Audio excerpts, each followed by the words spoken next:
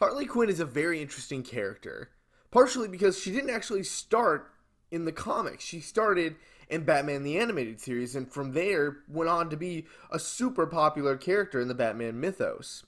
I've actually started reading this 3-part comic called Harleen by this guy whose name I'm not even going to try to pronounce, but yeah, apparently he inked, colored, and wrote the comic, which usually doesn't happen. It's a reimagining of Harley Quinn's origin story, and it's so freaking good. Highly recommend it.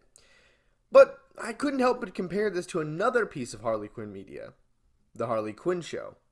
It's this show on the DC Universe streaming service I've been watching. It started off a little rocky at first, but man did it find its groove. I'm really enjoying it. Now, I know it might seem unfair to compare a sitcom parody of DC. Damien, I made your favorite. You didn't make that. Alfred made that.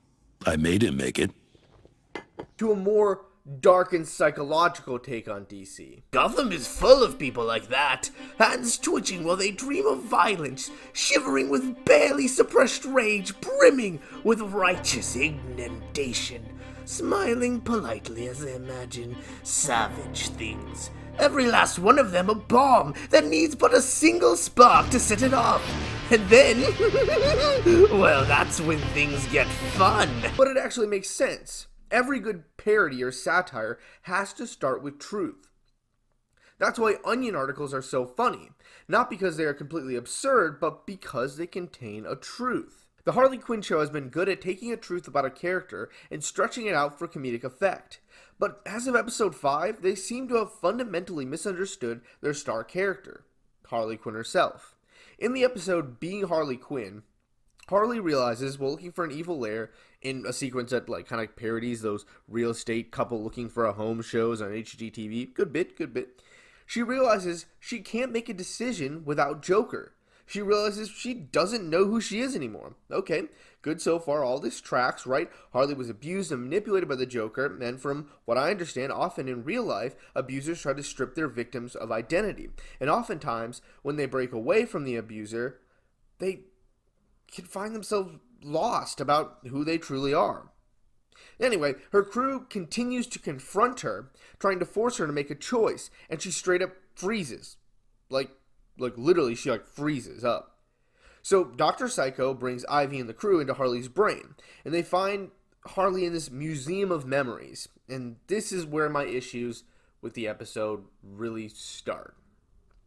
We see Harley's memories in these picture frames, right?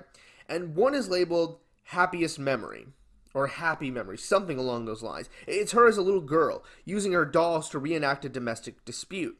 Now, this would be fine, after all, as I understand.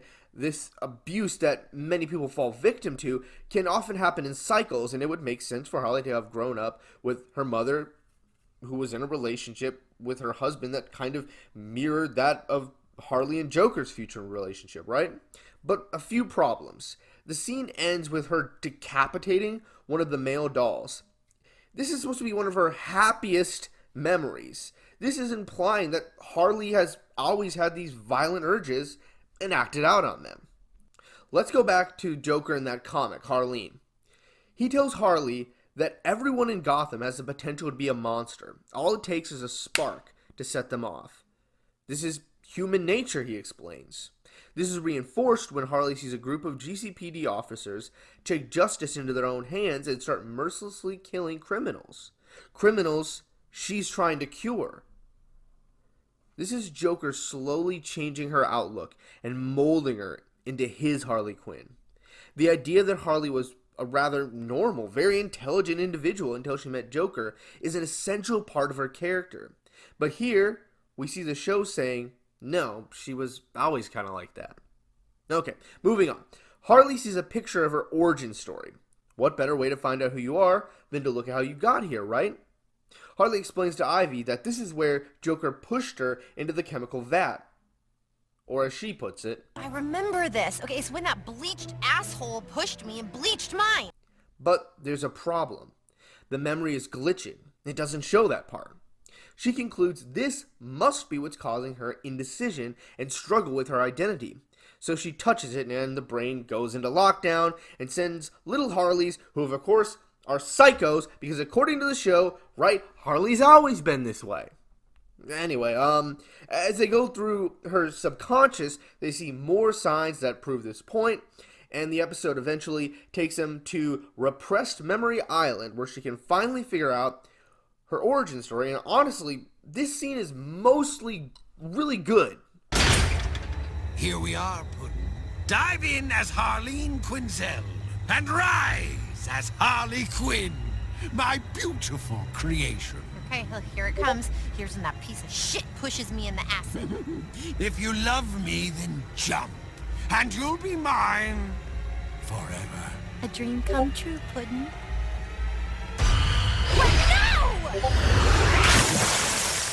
Whoa. Are you okay? But then, she does something super Harley, and she steps into the memory to alter it.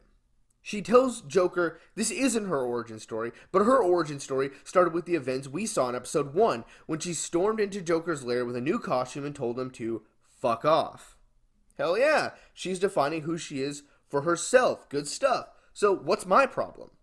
Well, the episode makes it very clear that Joker didn't make Harley. That it was always my choice, that I was in control all along. I know you think you created me, but no one did. My fucked up parents didn't make me the way I am. Neither did Jessica Sarner when she fucking lied to the whole camp and said I lost my virginity to a horse.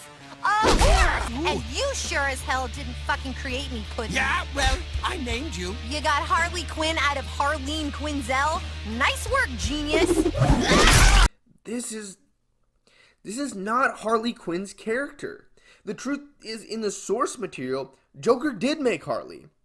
It's not that I have a problem with Joker not pushing her into the chemicals. She should be the one to jump. But it's why she jumps that's the problem. In the show, she jumps because she's always been unstable. And in the end, she accepts that this is who she truly was.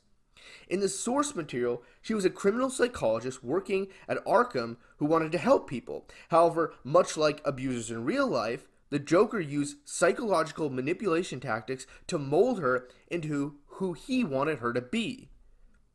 So, how would I do it? Well, the episode showed that Harleen Quinzel came from a troubled family with a criminal father, much like the show does, except that Harley wasn't like a little shit or a little psycho as a kid. She would be a good kid who wanted her parents maybe to stop fighting, and maybe that's why she ends up becoming a psychologist. Then she meets Joker at Arkham, and he manipulates her, and she chooses to jump into the chemicals. Now, of course, most of this stuff would be in the background. I mean, obviously the comedy and the parody bits take the front seat in this show, like it is, but if you watch the show, you can clearly see they're painting a picture in the background about how Harley got to where she was, that grain of truth, but they seem to fundamentally misunderstand that. So this is what I would change and make it that she wasn't always this way. We need that contrast, right, of who she used to be and who she became after meeting the Joker. And when she figures out she jumped in and wasn't pushed, she would realize she altered the memory. It was glitching. She repressed it because it was easier to pretend she was pushed, because it would mean Joker didn't fuck with her mind and make her into the person she is. It would mean that her origin wasn't linked to Joker, but it is.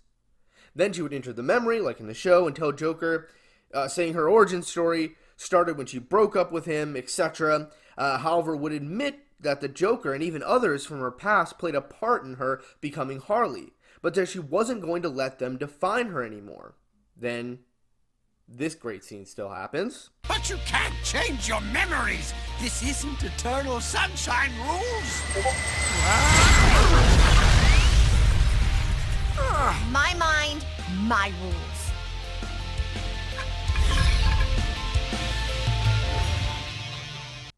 And boom, so much better.